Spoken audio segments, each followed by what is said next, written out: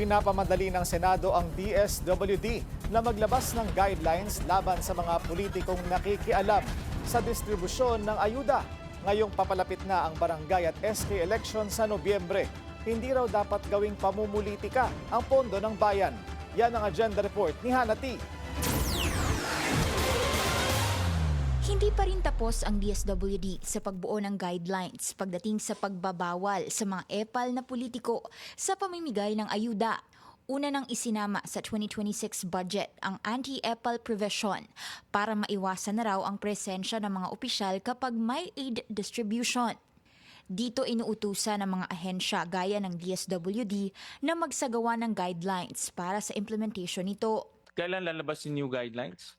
Nasa review pa, Mr. Chair. Anong target date? Ang target na hindi sinabi sa amin, Mr. Chair, kung kailan po yung target. But kailangan lumabas na. Nagbibigay na kayo ng ano eh. Ito batas na ito, it's being enforced. Yes, Mr. Chair. Sinaway ito ni Senator Erwin Tulfo na dati na ring DSWD Secretary.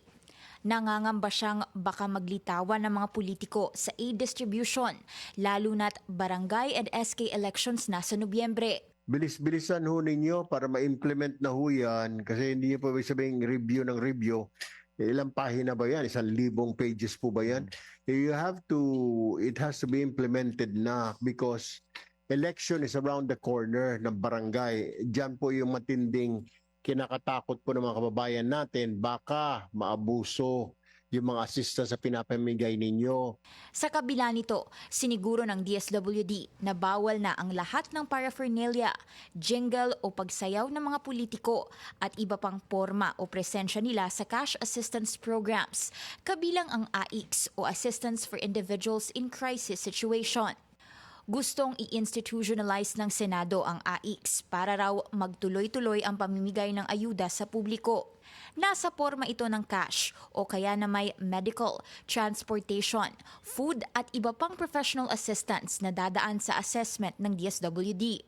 Sa bersyon ni Senator Erwin, labag sa batas ang anumang pangingialam ng mga opisyal sa AICS delivery, mga pekeng dokumento para maka-access sa ayuda, coercion o sabuatan para mabinyagan nito at pamimeke ng affiliation sa DSWD.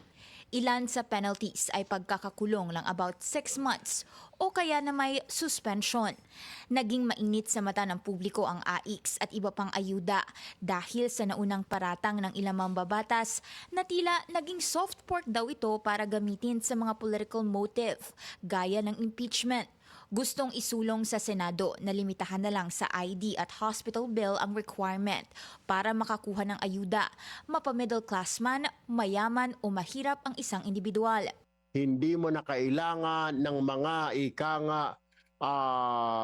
yung indigency form, birth certificate, school records, wala na pong ganon.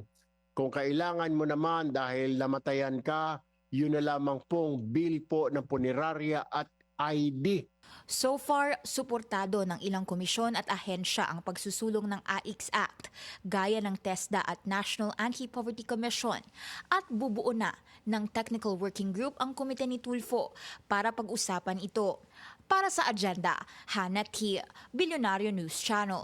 Manatiling nakatutok sa Bilyonaryo News Channel, sumubaybay sa aming social media accounts at mag-subscribe sa aming YouTube channel para sa mga eksklusibong balita at storya.